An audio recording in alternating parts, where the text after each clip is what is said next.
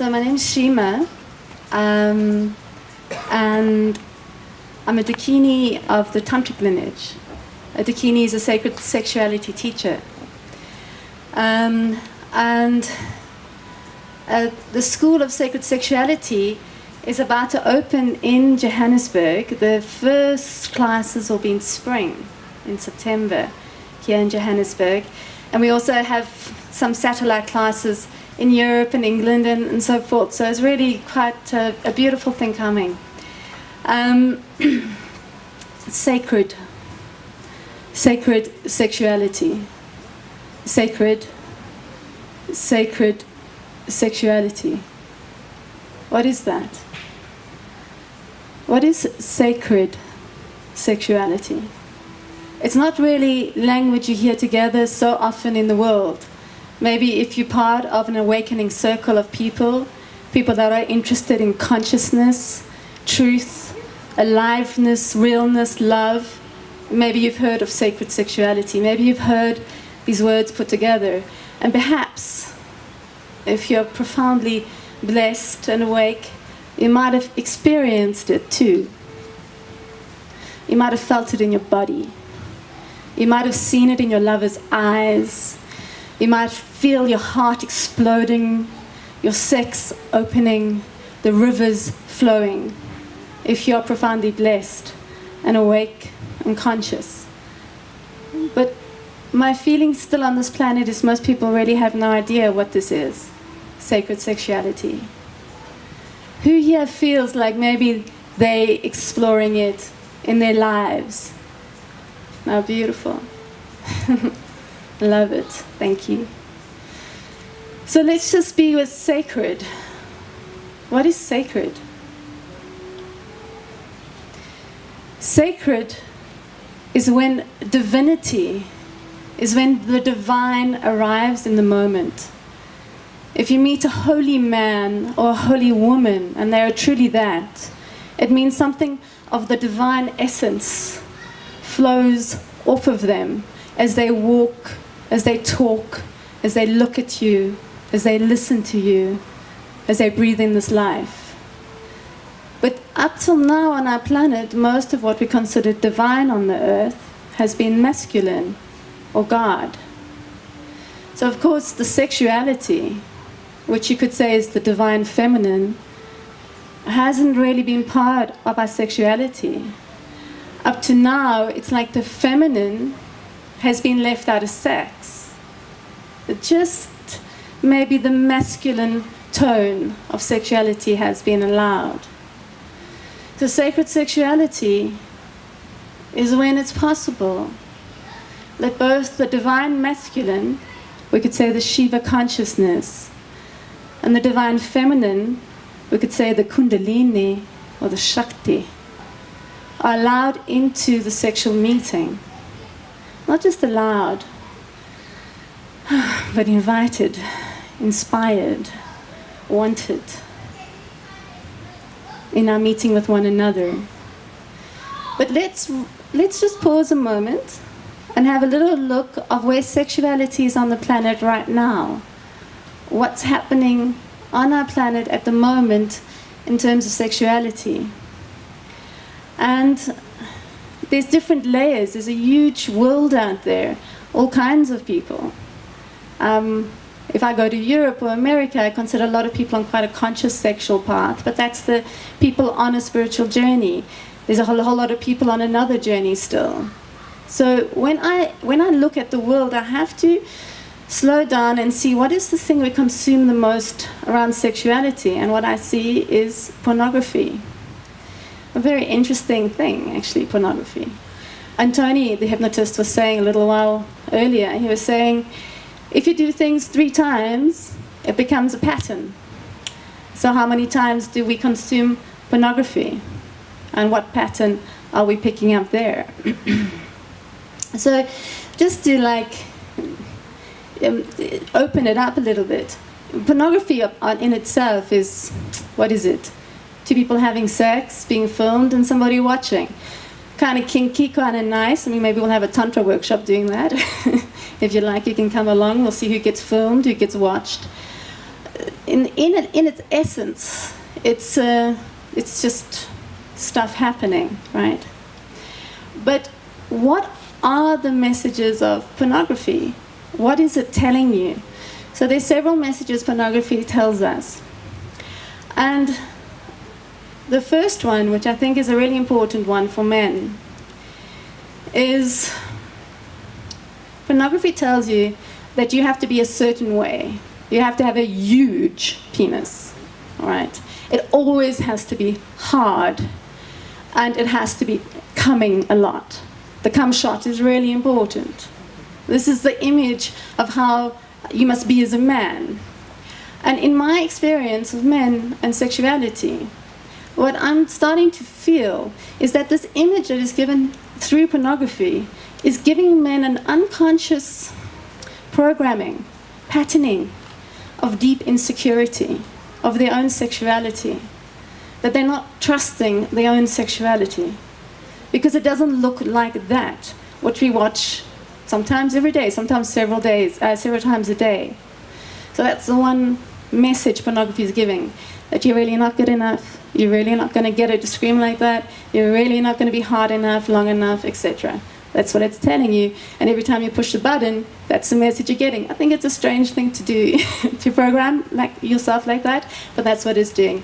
Another thing it's doing is it's telling you, whoa, and this is an interesting one, that all women are the same sexually. Now that's a crazy thought. That they're all going to respond the same to the same type of interaction sexually. And the interesting thing about women, every woman here, every single one, has a unique sexual geography.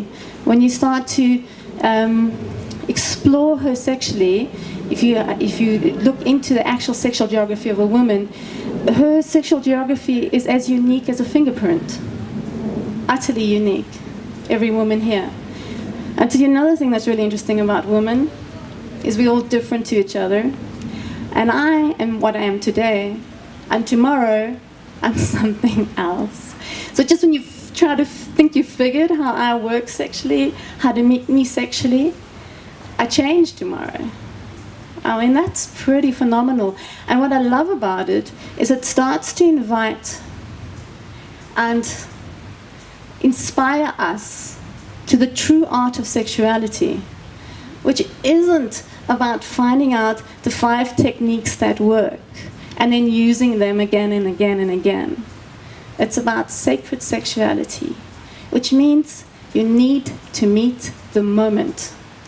You need to recognize the moment changes, that the woman changes, and you, the man, changes tremendously. You can begin to consider sexuality a little bit like music. So begin to imagine how much music has existed on our planet from the beginning of human beings. What kind of music has played? What kind of voices? I mean, just think about the voices, the beautiful voices we've heard today, the different instruments. Imagine if there was just one beat. Ah, ah, ah, ah, ah. Because that's the beat we hear most of the time with sex, and that's the only beat that seems to be played in pornography, that same beat. Ah, ah, ah. I don't see how that can be so inspiring. I don't see how that's ever going to drop us into sacred sexuality. I kind of call it like tomato sauce bottle sex.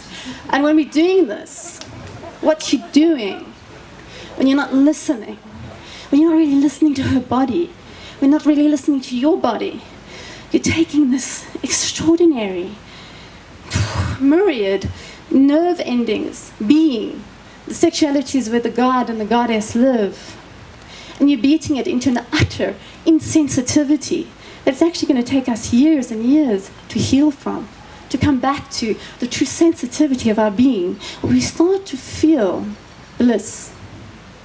And bliss is not, it's subtle. Bliss is, you have to listen, like a whisper, follow it, stalk it like a magical creature that we don't even think exists anymore, like the unicorn. takes a tremendous sensitivity and tremendous capacity to listen and a tremendous willingness to start to learn a new tune. That sexuality has more variety, more possibility than all the music that has ever existed on this planet, considering the configurations of our sexual geographies. And we haven't even begun really to take the first step there, except at last men and women are starting to turn to each other with some kind of respect, some kind of regard, some kind of recognition that I exist, you exist. And when we enter into the sacred lovemaking, that recognition becomes sacred. And the third thing pornography does, and this is really a major challenge, because it's not just pornography, it's the work we do, it's the computers, is it takes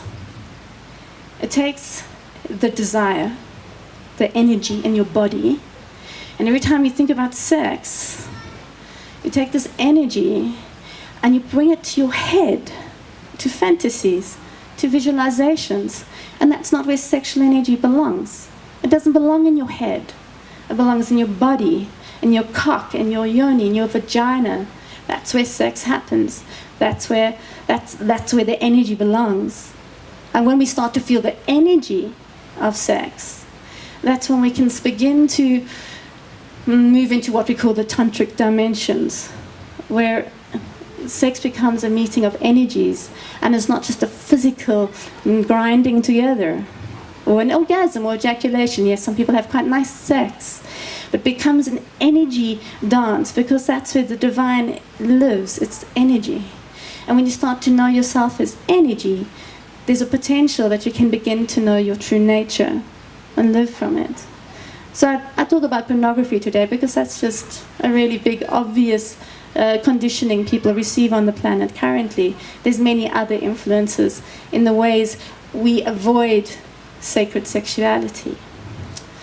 So, just to give you a few offerings. The first one I've given you already, which is know that every woman is unique and that she changes all the time. So you're not meant to really know how to meet every woman or the woman you're loving right now. You can let that go. You can let that insecurity go. You can let the not knowing go and come into just feeling what is happening in the moment. I hope I can emphasize how profoundly different women are and how much they change. And to meet her in the same way is to, time after time, is to miss her time after time, actually. Then I want to say to you as a direction, in the Tantric arts, we like to just be where we're at. We're not trying to reach some place, some idea of how these things should look like. So meeting where you are right now, I want to say to you, drop into and feel your fuck. Feel your fuck. What do I mean by that? Like I said already, when people feel the sexual energy come in, they want to get rid of it. They want to ejaculate or orgasm or something like this. It's normally quite a quick response. How can I get rid of this feeling in my body? Instead of noticing, slowing it down enough, feeling, wow, the desire is arising in me. How can I expand this desire? How can I feel it rising from the tips of my toes into my body, coming down my head? How can I feel it? Because of course that's what sex is about. It's about feeling it. If you're not feeling it, you're not in it. What are you doing then, right? It's about how to feel it, how to expand that feeling all the way through your being. And as I said today as well, the light and the dark. So feeling means if I'm feeling low state, sadness, I feel that too. If I feel a high state, I feel that. I allow myself to drop into the feeling. I allow myself to slow it down. I allow myself to feel my fuck. Feel it. And another nice, beautiful way to begin or to explore sexuality before you go anywhere is to explore each other's bellies. Why would we want to explore each other's bellies? Because there's a lot of emotion in our belly. There's a lot of energy centers in the belly. There's a lot of blockages in the belly. So just being present with each other's bellies, massaging, touching, loving, letting your bellies meet each other, breathe with one another, can very much deepen the experience to follow when you start going deeper into the love making with each other. So feeling is key. Feeling bellies is key. And just notice what you're consuming. The woman's revenge, of course, to pornography is the chick flicks. And they have as much conditioning in the woman's mind as pornography, and will take the woman out of the sacred sexuality too when she starts fantasizing where the sex is going to go and so forth and so on. So we've got to come back to this moment, to meeting each other in this moment in our existence right now. So I hope that helps. And just as a prayer, I say, there's an old saying from the old world. It is, come stand in my danger. Come stand in my danger. It means I shall protect you. So I say to the sacred sexual, which I'm so in love with, because as the sacred sexual rises from the earth, the Kundalini, the Shakti, and the Shiva consciousness descends from the heavens, it can meet in your heart, where this river of love will overflow into your existence, into this existence, as medicine, as something that fills us like nothing we've never known before. And my prayer is that you may find that I may find that, and we may live from that true place of love. Thank you.